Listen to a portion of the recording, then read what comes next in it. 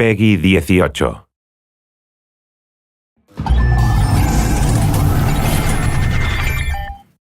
Hello everyone, I'm Colin Graham. I'm the animation director on Watch Dogs, and today I'm excited to present to you a vertical slice of the Watch Dogs free roaming experience. So actually, this is not a mission. Everything we're going to showcase today is completely systemic, and we're free to do as we please. We start off in the wards, the low-income district of our interpretation of Chicago. When creating the world of Watch Dogs, we wanted to stay true to the city and give a unique flavor to each and every neighborhood, not only in terms of the architecture, but also in terms of the people that you'll encounter and what is happening in their day-to-day lives. In the wards, you'll see working-class citizens, rusty cars, gang members, abandoned houses, and low-grade pawn shops. It's really not the kind of place that you're going to want to be alone after dark.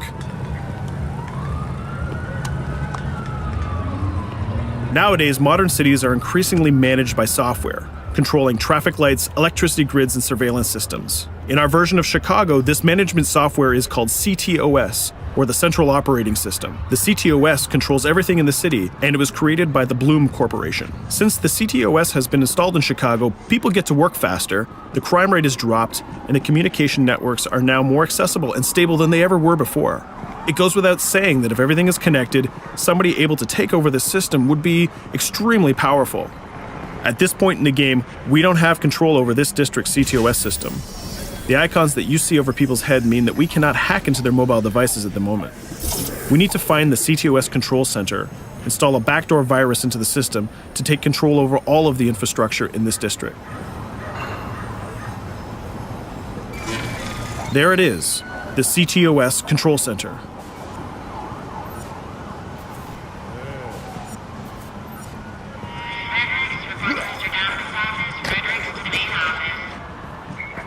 Watch it. You're walking someplace you got no business. It's heavily guarded. Let's see if we can find the server access codes from a distance. With cameras, we can explore restricted areas without being spotted, tag different guards, and access details on their lives. What the hell is she doing with that weasel motherfucker? It seems that Bloom employees all have a sort of shady past. There it is, the access code to the server room. Unfortunately, we can't access the server via the cameras. We need to sneak inside. One thing that was really important to us when we designed Watch Dogs was to fully support different player styles. Every situation in the game can be tackled the way the player sees fit. In this situation, we can go all out guns blazing, completely stealth without the guards ever seeing us, or we can hack from a distance without ever setting foot inside the restricted area. Let's hack this forklift. Aiden can use the environment to distract and lure guards. Pretty much anything you hack has multiple functions. So, for example, you could use this forklift to access the roof, or you could use it to create cover. Hacking in Watch Dogs is all about player expression. Let's set an improvised explosive device so we can hack it a little bit later.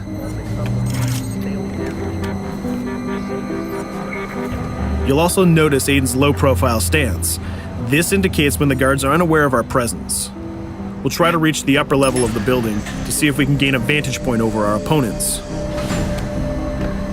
Everything in the environment can be hacked, so we're going to make some dynamic cover.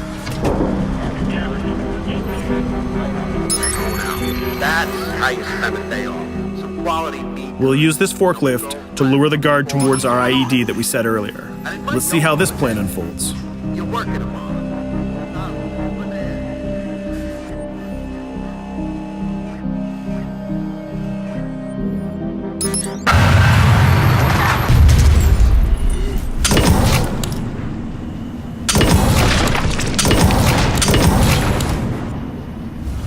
What you just saw is called focus.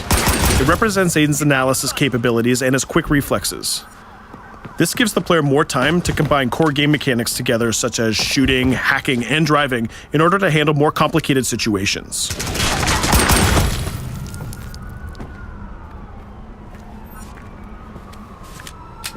Now we can access that control room.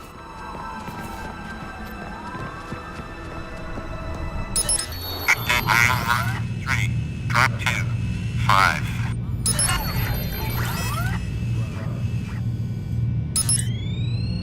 Now we'll be able to hack all of the devices connected to the CTOS within the districts. Thousands of cameras, traffic lights, the electricity grid, and most importantly, all of the citizen information profiles. We can also benefit from the Chicago Police Department Crime Prediction System, which uses facial and pattern recognition to spot potential criminals or potential victims.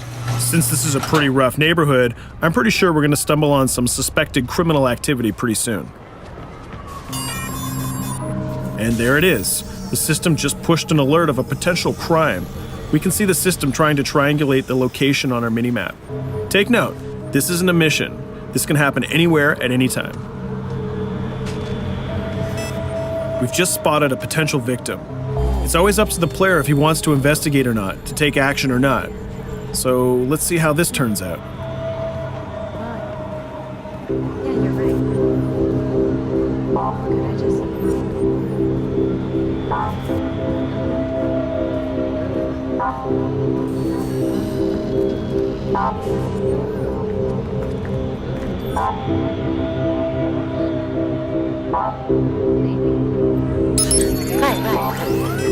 You think you're leaving me? Huh? Jesus, I told you to stay away from me! You belong to me now. Get it? You better leave or I'll call the cops! I'll fucking kill you, goddammit. Get off! Yo! That was close. Good thing that we intervened.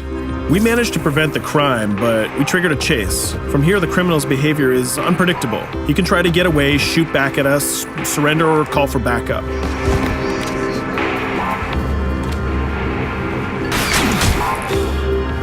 It seems like he decided to get away by car. Let's chase him down. In Watch Dogs, we have a wide variety of vehicles. Each one of them has their own unique properties and handling. Let's see how we can use the CTOS to our advantage to neutralize this criminal and leave the cops to deal with him later.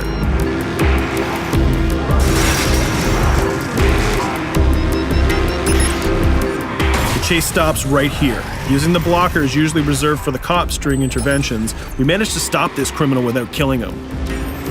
This gives us a reputation bonus. This system is at the core of the Watch Dogs experience. Depending on how we handle different situations in the game, the media and the citizens will have a different perception of our hero, whether he is a true vigilante or a reckless criminal. This will have repercussions throughout the game. Now, let's head for the Loop, the historical district of Chicago, where you're going to find the most iconic buildings in the city.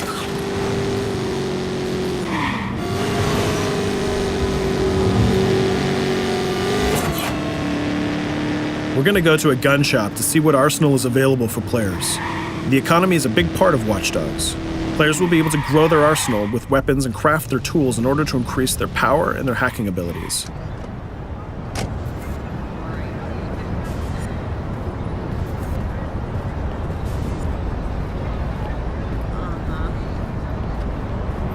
No, it's okay.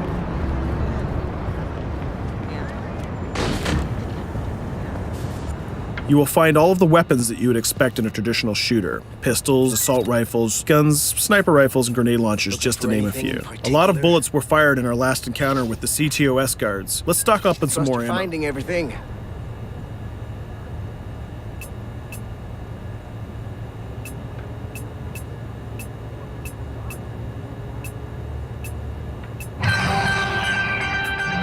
As we mentioned earlier, the media keep track of your actions and the citizens are going to react according to the perception that they have of you. Here, the media is reporting a crime in which you are the #1 suspect. The gun shop owner recognized you and decided to trigger a silent alarm to notify the police. Copy that. Possible one suspect presumed armed and dangerous. Police are now trying to locate the source of the threat using the surveillance system in the city, represented by the yellow circles on the minimap. Come in, PH3.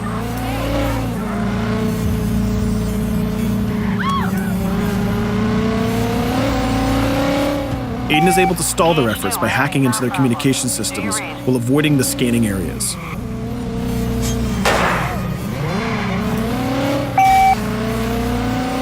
PH units, do you copy? Repeat, squad to all PH units. Once they've lost our trail, we can go back to our activities.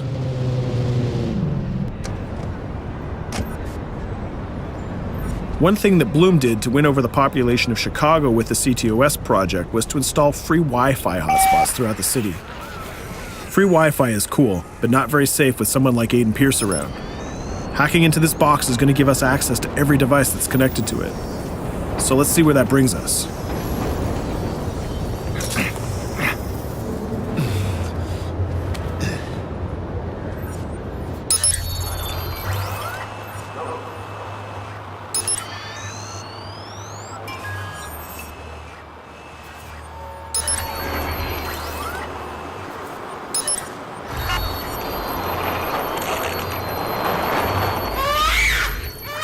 We just hacked into the webcam of a laptop. It seems that we're in the apartment of a mother and we can hear her baby crying in the background. Her bank information is in her mobile phone sitting right there on the table in front of us. It's totally up to the player whether we decide to steal it or not. Of course, this won't affect our reputation because nobody can witness this action. Just like in real life, nothing is totally black or white, but rather many shades of gray. This is exactly the situation where we want the player to question his own morality. Let's go withdraw that money.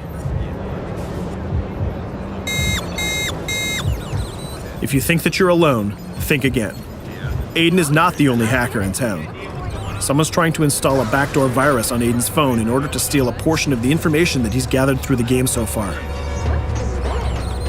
First, we're going to have to reach the area where the signal is coming from.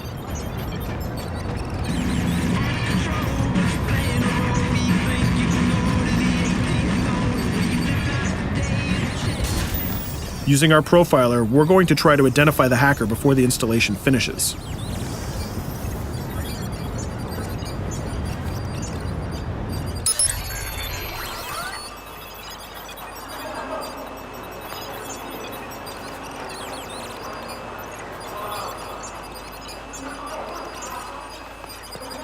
There he is. In Watch Dogs, things aren't always what they seem to be. This is actually another player that seamlessly came into our single-player experience. Let's not let him get away with this. We're going to teach this guy a lesson.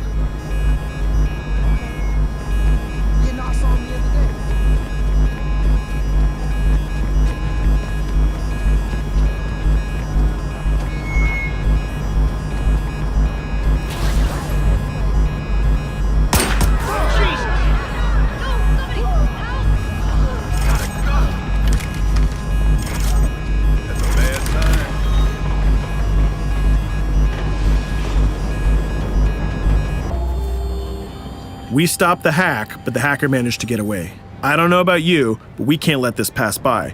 We need to retaliate. Using the grid, let's see if we can find that second player. There he is. Let's enter his game seamlessly.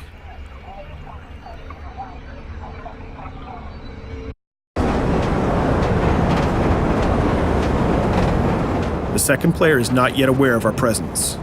If we act carefully, he might think that we're one of the many NPCs in the city.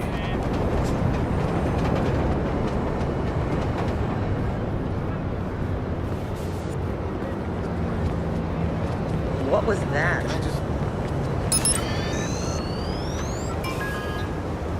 So let's find a place to hide and start hacking. What's going on?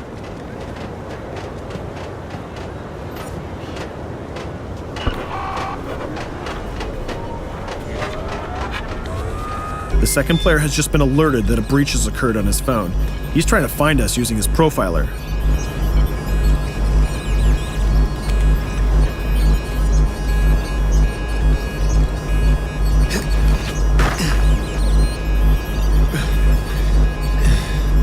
He's dangerously close. Let's hide in the car.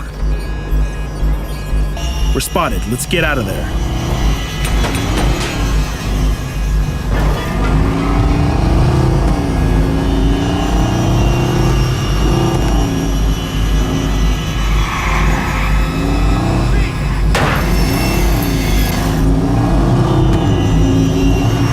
Let's set up an ambush right here. By dragging the other player back here into the alley, we make sure that no civilians get hurt during the firefight.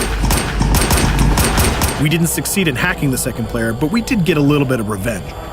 So that's what we have time for today. We hope you enjoyed our quick gameplay session. Stay tuned for more about Watch Dogs.